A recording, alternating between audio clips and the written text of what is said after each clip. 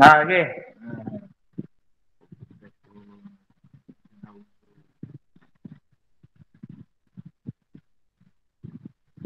Gelap gelita.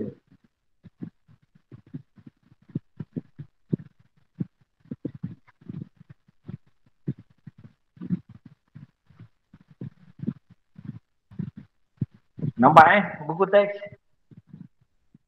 Nampak. Tak nak buka mic. Tak ada mood lah cikgu. Aku tipu. Saya tak pandai baca. Allahuakbar. Tak apalah, tak pandai baca. Kita baca sama-sama Okey. Tengok dekat buku ustaz ni. Yang kedua ni. Tak besarkan sikit dia. Boleh besarkan tak ni? Besarkan sikit lagi. Dia tulis kat sini not responding. Not responding lah pula. Macam mana lah not responding. Tak boleh macam kita pakai yang ni lah. Okey. Yang ni terang kan? Yang ni terang. Okey, jihad di dalam Islam. Jihad di dalam Islam. Kalau tak baca ni, ikut sama-sama baca baca tak payah buka mic lah. Baca. Baca hadis dan terjemahannya. Okey, ikut slow-slow. An Abdillah Ibnu Mas'ud radhiyallahu anhu qala sa'altu Nabi sallallahu alaihi wasallam ayyu amali ahabbu ilallah ayyu amali ahabbu ilallah.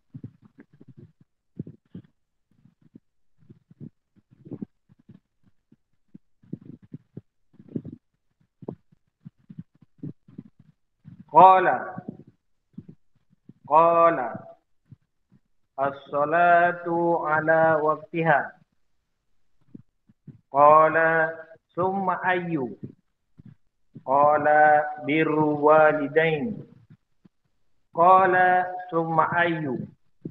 Qala al-jihad fi sabilillah. Okey, jadi terjemahan dia kata An Abdillah Ibnu Mas'ud. Ani daripada Abdullah bin Mas'ud. Maksudnya hadis ini diriwayatkan oleh Abdullah Ibnu Mas'ud. Abdullah bin Mas'ud ni berkata Sa'altun Nabi sallallahu alaihi wasallam. Abdullah bin Mas'ud ni dia kata aku bertanya kepada Nabi sallallahu alaihi wasallam. Ayyu amali ahabbu ilallah. Apakah amalan kat sini kan? Amalan manakah yang paling disukai Allah? Ayyu amali ahabbu ilallah. Amalan apakah yang Allah paling suka? Kat sini maksud dia. Qala berkata Nabi sallallahu alaihi wasallam as-salatu ala waqtiha. Solat ke atas waktunya, solat pada waktunya. Tu. Satu. Tolong gariskan kat sini. As-salat ala waqtiha.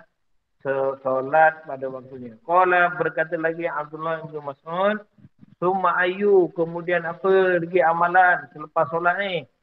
Qala berkata Rasulullah sallallahu alaihi wasallam birru walidain, buat baik kepada ibu bapa. Gariskan kat sini dua. Birru walidain. Conteng je buku nota tu. Ada pen kan, ada pensil, gariskan kat sini. Maksudnya apakah hadis yang kita baca ni, apakah isi dia yang penting? Isi apa yang penting? Yang ketiga, summa ayu. Kemudian apa lagi? Yang Allah suka, amalan yang Allah paling suka ni. Qala al-jihadu fi sabilillah. Berkata Rasulullah, selepas kedua-duanya solat pada waktunya, buat baik kepada ibu bapa. Rasulullah berkata, yang ketiga adalah jihad fi sabilillah. Sekarang ni nak masuk dekat sini lah. Ni jihad fisabilillah, berjihad di jalan Allah, berjihad di jalan Allah. Rasulullah menyatakan 3 amalan yang paling disukai oleh Allah Subhanahu wa taala, iaitu menunaikan solat pada waktunya, berbakti kepada ibu bapa, serta berjihad dengan mengurniakan, dengan mengorbankan harta dan nyawa demi kepentingan agama Islam. Solat ialah kemuncak hubungan manusia dengan Allah, dan berbakti kepada ibu bapa kemuncak hubungan sesama manusia. Jihad pula merupakan amalan yang dapat memastikan kemuliaan umat sentiasa terpelihara. Ini maksud kat sini. Maksud 3. Jadi apa kat sini? Mengapakah solat berada di tempat pertama dan paling disukai Allah? Bagaimanakah anda mengurus masa agar dapat menunaikan solat pada awal waktu? Macam mana cara? Cara nak mengurus masa di awal waktu solat. Sekarang pukul 8. Macam mana nak cara solat awal waktu? Jangan lupa kunci jam. Sentiasa ingat pada waktu-waktu solat.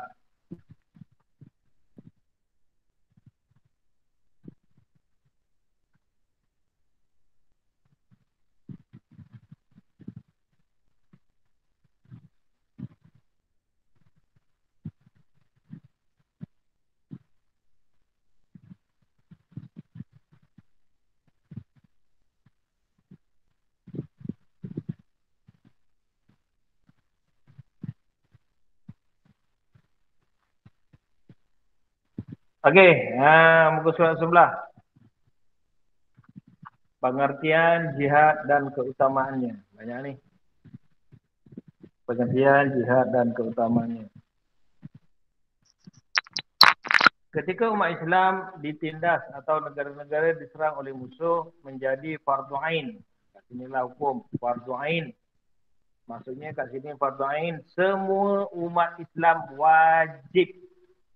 Semua umat Islam wajib, mesti. Mesti ke atas setiap Muslim untuk mempertahankan negara dengan harta dan jiwa raga. Jadi ni kata kalaulah negara kita ni ditindas, diserang oleh orang-orang kafir dan sebagainya, jadi kita wajib, iaitu kita mesti mempertahankan negara kita daripada serangan tersebut dengan mengorbankan, mempertahankan negara dengan harta dan jiwa. Kalau duit lebih, bagilah beli senjata. Kalau tak ada diri je, pergi lawan musuh. Itu namanya jihad. Jihad pada sudut bahasa mengorbankan diri di jalan Allah. Dari segi istilah, jihad ialah menggunakan seluruh kemampuan yang dimiliki untuk menegakkan agama Islam dan mempertahankannya. Ini maksud jihad. Maksudnya jihad ialah kita guna seluruh kekuatan yang kita ada, guna seluruh harta yang kita ada. Untuk apa? Untuk menegakkan agama Allah SWT. Kalau kita ada duit banyak kan, duit tu nak buat apa? Duit tu kita waktu amal ni, kita sedekahlah duit tu buat masjid. Tu kan, untuk menegakkan agama Allah, kita buat masjid. Itu pun dikira sebagai jihad harta. Kalau harta tak ada Ustaz, apa yang kita ada? Tenaga. Kita pergilah tolong orang buat kebaikan. Itu pun dikira jihad sebagai jihad tenaga lah, untuk menegakkan agama Allah. Halalkan makan minum saya. Dia tulis kat sini. Dia tulis, Ibu, halalkan makan minum saya. Ibu, doakan saya. Semoga Allah SWT teguhkan iman saya menghadapi cabaran dan rintangan. Terima kasih Ibu atas segala jasa dan pengorbanan Ibu. Ni tengok gambar orang. Askar ni, gambar askar ni. Askar nak buat apa ni askar ni? Sekarang ni nak mempertahankan negara. Jadi sekarang ni Malaysia dalam keadaan aman dan tenteram, cuma ada musuh kan. Musuh kita siapa? Musuh kita adalah COVID-19. Jadi cara nak menangani musuh ni macam mana? Duduk di rumah senyap-senyap, jangan keluar. Nanti bolehlah cerita dengan cucu-cucu kita. Dulu ayah ni ada cerita, kan? Cerita apa? Ayah melawan musuh. Musuh ni memang tak nampak. Jadi apa ayah buat? Senang je ayah buat. Ayah buat duduk di rumah senyap-senyap, jangan keluar. Kan? Boleh cerita. Tapi itu taklah jihad. Ni nama jihad ni maksudnya kita melawan musuh Allah SWT. Musuh orang kafir yang menyerang kita. Kalau dia tak serang kita, tak boleh lah. Dalam suasana aman menjadi fardu kifayah. Maksudnya sekarang ni tenang-tenang. Fardu kifayah ni maksudnya fardu kifayah seorang buat yang lain tak payah. Kalau dah ada sekumpulan orang yang buat, kita terlepas daripada kewajipan tersebut. Itu fardu kifayah. Jadi kita tengok kat Malaysia ni banyak dah tentera yang mempertahankan negara daripada ancaman-ancaman musuh. Ada polis dan sebagainya. Jadi kita tak payahlah masuk lagi tentera. Okey. Kepada sebagian umat Islam untuk bersiap siaga menjadi keamanan, menjaga keamanan negara daripada pencerobohan musuh, kekacauan ataupun pemberontakan. Maksudnya kalau askar dah ada, polis dah ada, tak kefarduan kewajipan itu gugur daripada kita. Jadi tak wajiblah kita nak jadi askar sebab dalam waktu aman. Kalau dalam waktu diserang, maka semua orang Islam wajib mempertahankan. Kelebihan berjihad di jalan Allah, diampunkan dosa. Siapa yang berjihad di jalan Allah, diampunkan dosa, mendapat rahmat dan kasih sayang Allah, mendapat ganjaran pahala berlipat kali ganda, dianugerahkan mati syahid, mendapat nikmat di alam barzah, dimasukkan ke dalam syurga bersama-sama para nabi, mendapat darjat yang tinggi di sisi Allah Subhanahu Wa Taala. Abu Hurairah radhiyallahu anhu berkata bahawa Rasulullah sallallahu alaihi wasallam bersabda, "Takaffalallahu liman jahada. Takaffalallahu liman jahada fi sabili. La yukhrijuhu illa al-jihad fi sabilihi. Wa tasdiqu kalimatihi bi anna yudkhiluhu al-jannah aw yurji'ahu ila al-maskanihi." Bi anna yudkhiluhu al-jannah aw yarji'ahu ila al-maskanihi allazi kharaja minhu ma'a ma nala min ajrin aw ghanimatin. Maksudnya apa? Allah Subhanahu Wa Taala memberikan jaminan. Dijamin, Allah jamin bagi siapa yang berjihad di jalannya, Allah jamin siapa yang berjihad di jalan Allah, dia tidak keluar daripada rumahnya kecuali untuk berjuang di jalannya dan menegakkan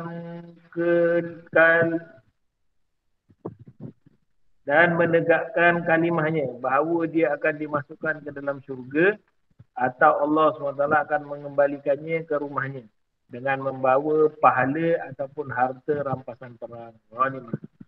Jadi kat sini, hadis ni kata siapa yang keluar nak berjihad, kalau dia meninggal, Allah masukkan dia ke dalam syurga. Kalau dia tak meninggal, dia berjaya, Allah pulangkan dia ke rumah. Allah kembalikanlah. Maksudnya dia perang, dia menang. Jadi dia baliklah ke rumah dengan membawa pahala, dapat pahala dan serta harta rampasan perang. Jadi kalau dah perang, dia dapat pahala. Kalau dia menang, dia dapat pahala. Dia dapat harta pihak musuh, rampasan perang. Kalau dia kalah masa perang, Allah janjikan, jamin dia masuk ke dalam surga. Ini kelebihan orang berjihad. Kan, berperang je terus masuk ke dalam surga. Ya ayyuhallazina amanu dkhulu ala tijaratin tunjikum min azabin alim. Ini apa ni? Jadi terjemahan ayat 10 hingga 12 surah As-Saff ini dalam terjemahan Al-Quran. Okey, asal sikit. Ya ayyuhallazina amanu hal adullukum ala tijaratin tunjikum min azabin alim. Tu'minuna billahi wa rasulihi wa tujahiduna fi sabilillahi bi amwalikum wa anfusikum. Dzalikum khairul lakum in kuntum ta'lamun. Yaghfir lakum dzunubakum wa yudkhilkum jannatin tajri min tahtiha al-anhar. Wa masakin thayyibatan fi jannati 'adn. Dzalikal fawzul 'azim. Bagi kita tengok, kita tengok sama-sama terjemahan ayat tu. Jenis-jenis jihad. Ni. Selepas majlis forum perdana di sekolah, Anas berbincang dengan Ustaz Malik. Ustaz Malik, yang Anas lah. Dia kata, sekiranya negara kita aman, bagaimanakah cara kita beramal dengan hadis Nabi yang menyuruh kita berjihad, Ustaz? Kita ni negara aman, tak ada perang. Macam ni kita nak ikut apa yang hadis Nabi kata. Yang ketiga tu, yang pertama boleh buat, yang kedua boleh buat. Yang pertama, solat pada awal waktu. Yang kedua, berbuat baik pada ibu bapa. Tapi yang ketiga tu, Ustaz, nak perang tu macam mana? Musuh pun tak ada. Kalau kita bunuh orang kafir, dah confirm kita masuk penjara. Jadi macam mana nak amalkan yang ketiga ni, Ustaz? Dia kata, lapangan jihad ini luas, Anas. Jihad ini bukan hanya menentang musuh yang bersenjata sahaja. Jihad ilmu dan jihad ekonomi yang tidak kurang pentingnya. Sekarang kamu belajar di sekolah. Oleh itu belajarlah bersungguh-sungguh dengan niat ikhlas untuk beramal dan berbakti kepada umat Islam. Belajar dikira jihad ilmu. Okey. Dia kata kat sini, macam mana kita nak amalkan hadis jihad ni? Ustaz tu kata bukanlah jihad semata-mata untuk melawan musuh. Tetapi jihad juga adalah kalau kita pergi sekolah, kalau kita menderma harta, buat satu program yang menaikkan nama umat Islam, kan? Yang itu pun dikira jihad. Bagaimanakah jihad ilmu ni, Ustaz? Saya kata sekarang kita belajar kat sekolah, kita belajar sungguh-sungguh, buat kerja yang cikgu beri, kan? Itu pun dikira sebagai jihad. Kalau kita mati dalam keadaan kita ikhlas belajar, insya-Allah pahala kita dapat, syurga kita dapat. Nak pergi sekolah kan, kat rumah tadi dah siap-siap niat, ya Allah, aku nak pergi sekolah ni, nak belajar bersungguh-sungguh. Kemudian inna lillahi wa inna ilaihi rajiun, Allah tarik kita masa dalam belajar, nak menuntut ilmu, masa kita pergi sekolah ke, masa kita belajar ke, Allah tarik nyawa kita. Itu pun kita dikira sebagai di dalam jihad. Dia kata apa lagi? Umat Islam wajib mengembalikan zaman kegemilangan Islam dengan menguasai berbagai bidang ilmu. Betul itu, Ustaz. Jelas jasa ilmuwan Islam seperti Imam Syafi'i, Imam Nawawi, Imam Biruni, Al-Farabi dan Al-Kindi terlalu besar kepada umat Islam. Jadi, kat sini Ustaz ni kata, kita sebagai umat Islam kena belajar rajin-rajin menguasai berbagai bidang-bidang ilmu. Kan? Seperti imam-imam yang terkenal dahulu. Kalau kita ingat nama kat situ, nama-nama besar tu. Imam Syafi'i. Sampai orang Nusantara ni, Malaysia, Indonesia, Singapura, Brunei, kan?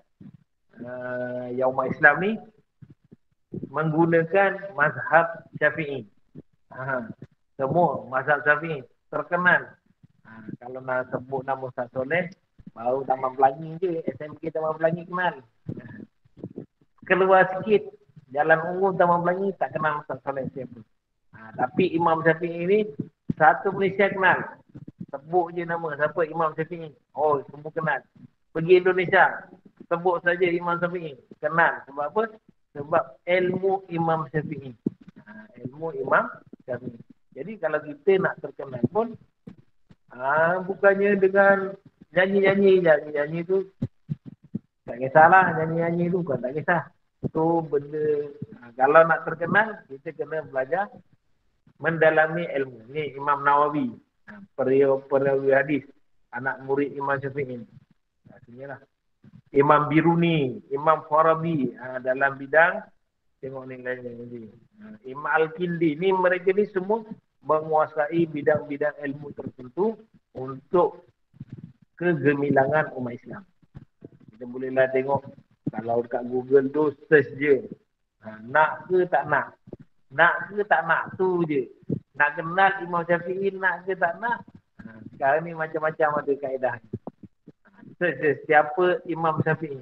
Search dekat Google tu. Kenallah kita Imam Syafi'i. Siapa Al-Biruni? Siapa Al-Kindi? Siapa Ustaz Saleh?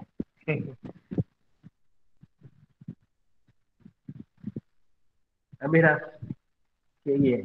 Okey. Lagi satu ni. Ustaz baca semua dalam buku teks. Sementara itu, Anissa berbincang dengan Ustazah Salwa tentang perkara yang sama. Anissa, tahukah kamu apakah jihad ekonomi? Jihad untuk mendapatkan kekayaan ke Ustazah. Dia kata, jihad ekonomi nak kaya ke? Kan, dia kata. Jihad ekonomi bukan sekadar mencari kekayaan. Malah kita mesti berusaha untuk menguasai sistem ekonomi dan bukan hanya menjadi pengguna. Ini Ustazah tu katalah, jihad ekonomi itu bukan kita nak kaya je. Kita menguasai sistem perniagaan. Kalau kita tengok kat Malaysia ni pun ada ahli perniagaan yang berjaya. Kalau kita tengok yang paling kaya sekarang ni, Syekh Bukhari lah. Syekh Bukhari. Syekh Bukhari tu memang kaya lah. Kalau Syekh Ustaz Soleh tak kaya. Okey. Jadi macam mana nak kaya? Kena belajar. Macam mana nak kaya? Kena belajar. Oh, baru saya faham. Ustazah, kalau begitu saya akan berusaha bersungguh-sungguh untuk menjadi ahli korporat dan menguasai ekonomi Islam. InsyaAllah Ustazah. Ini kan Anissa kata. InsyaAllah saya akan belajar sungguh-sungguh nak menguasai sistem korporat. Jadilah orang ternama, contoh korporat kat sini KNB. Sebulan berapa bilion masuk. Kan? Kita ketua dia. Contohlah kat situ. Nabi Sa'id radhiyallahu anhu anin Nabi sallallahu alaihi wasallam qala at-tajiru saduqul amin ma'an nabiyyin wa siddiqin wa syuhada. Abu Sa'id meriwayatkan bahawa Nabi sallallahu alaihi wasallam bersabda, perniagaan yang benar dan amanah bersama-sama dengan para nabi, orang yang benar dan para syuhada.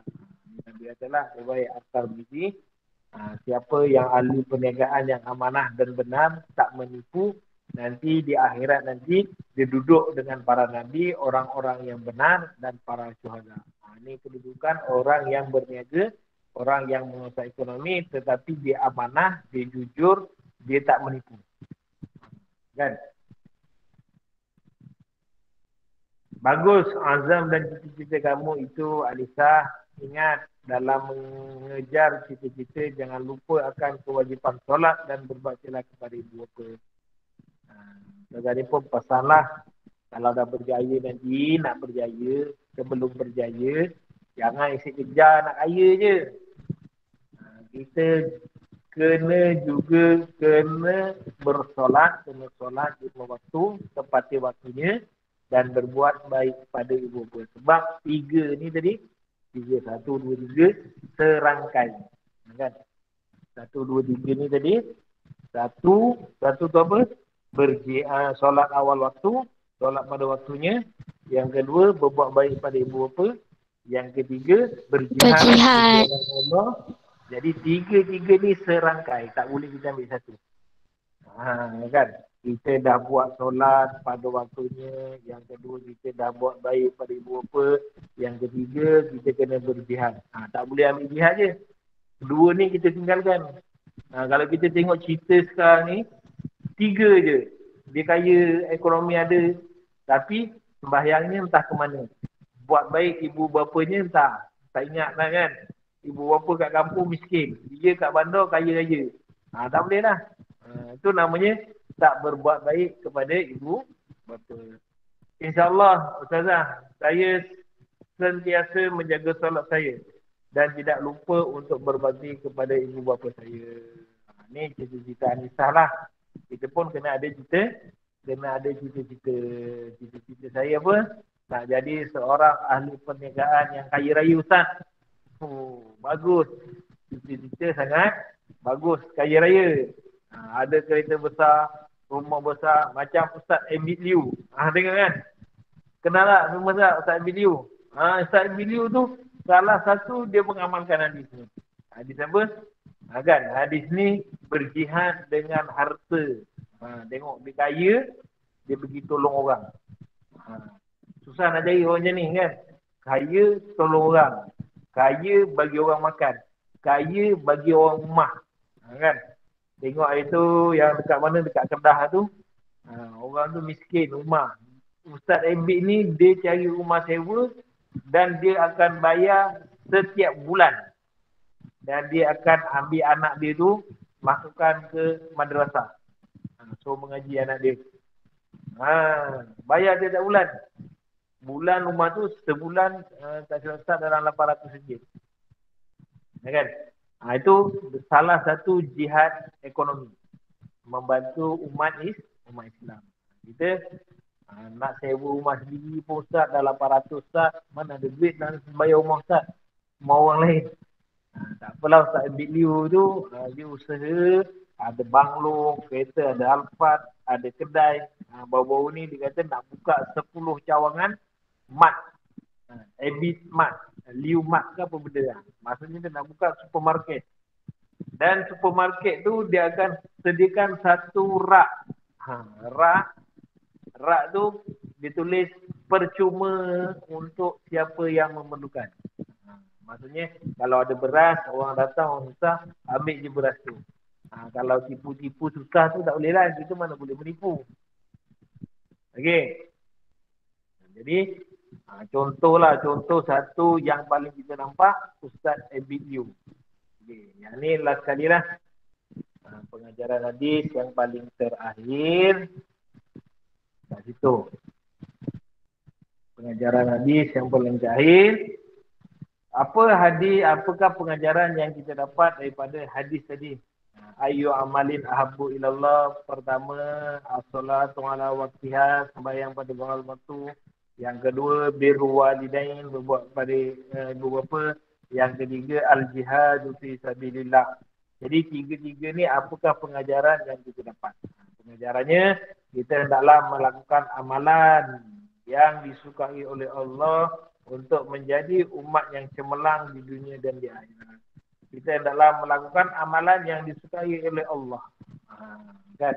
Pengajarannya, apa yang kita dapat, kita kena buat apakah amalan yang Allah suka.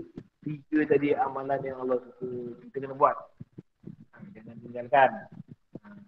Yang kedua, umat Islam wajib menunaikan solat pada waktunya supaya menjadi umat yang beradab, berdisiplin dan sentiasa menghargai masa. Yang kedua, kena solat pada waktunya supaya kita disiplin. Pada waktu zuhur, sembahyanglah waktu zuhur. Waktu subuh, biasa banyak yang terlepas. Tak tahulah ni musim-musim belajar di rumah ni. Kan? Sembahyang subuh pukul apa? Pada waktu subuh ke bukan? Kalau bukan, maksudnya kita belum lagi mempelajari hadis ini dengan bersungguh-sungguh. Kan? Orang subuh pukul 5.54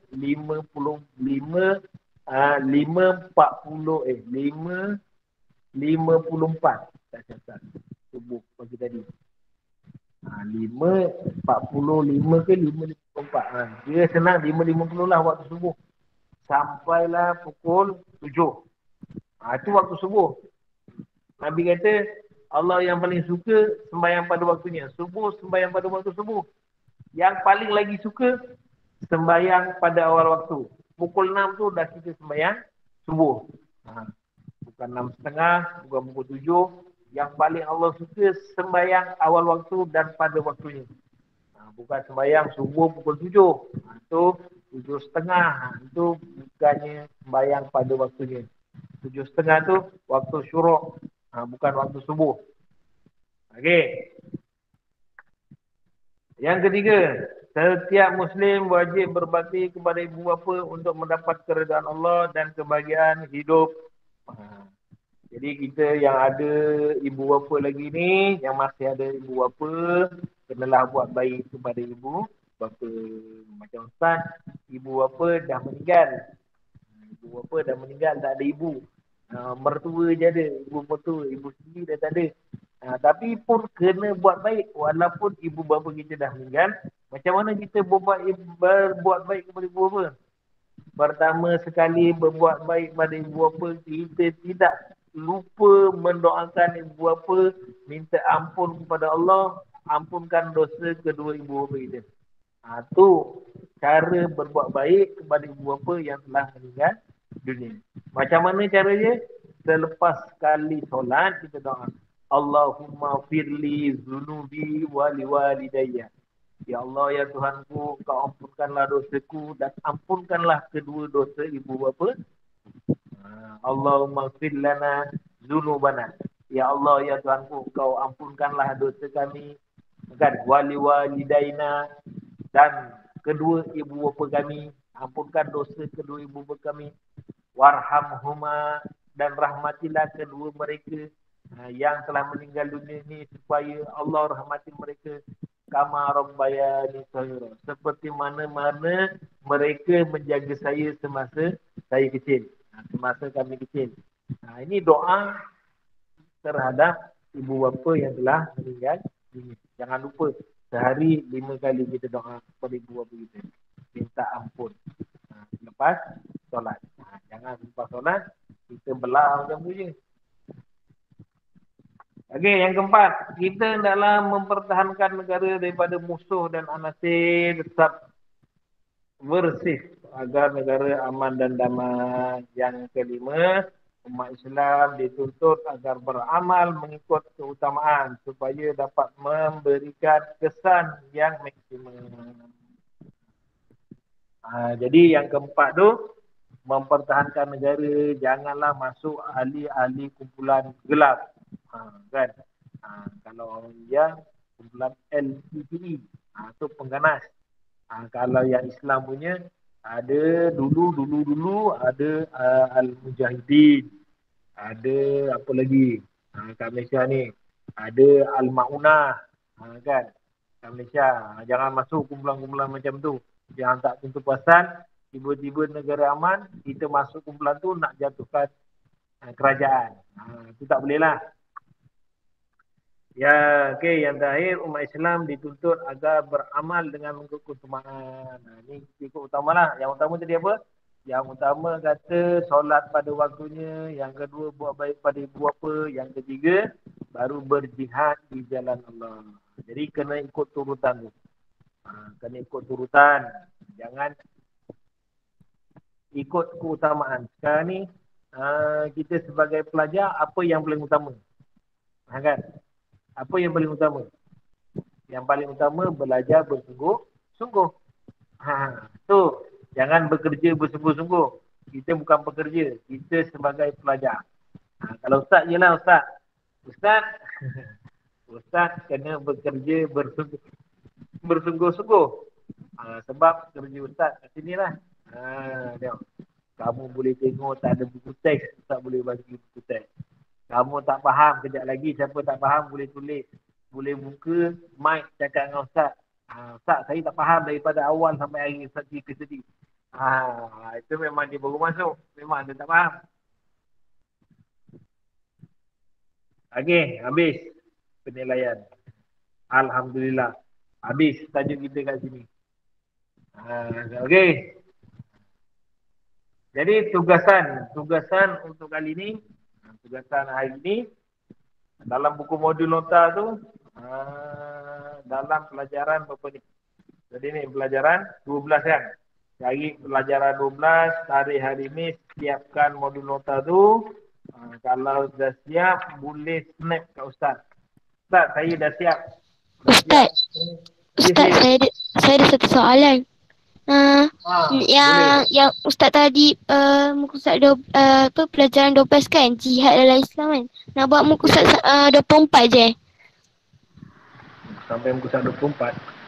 24 je. Ke muka surat 25 ke? Macam. Dekat buku nota tu ni. Ha. Cuba Ustaz tak bawa buku nota. Cuba snap sikit tengok. Snap.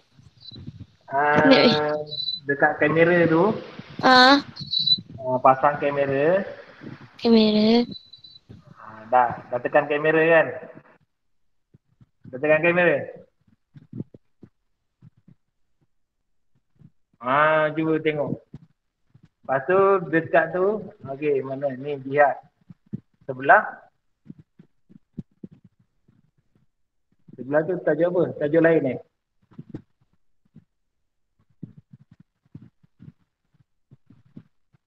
Satu muka surat je tu rasanya. Satu muka surat ya? Ni tajuk apa ni? Atas yang ni Islam agama fitrah. Islam agama fitrah bukan? Islam agama yang ni sampai sini je lah.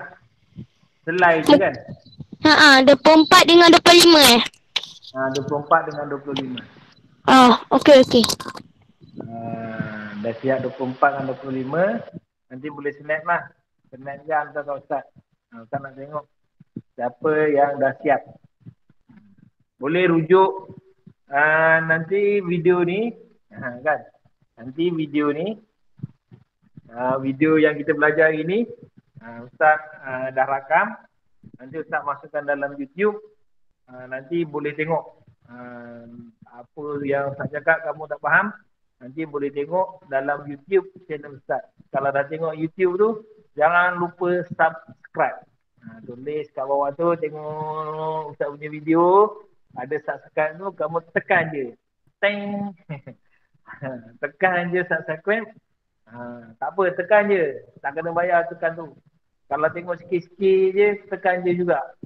Tak kena bayar pun. Data pun sikit sangat lah data. Okey. Okey, ada pertanyaan tak? Kalau ada pertanyaan, boleh type kat situ. Saya tak pandai baca ni, saya baca tadi. Saya tak ada soalan, tak ada soalan. Tak ada soalan. Yang masuk kelas ni berapa ni tadi? Fadlin, Hairul Nisa. Oh, ada Hairul Nisa baru masuk ni. Saya nak tulis.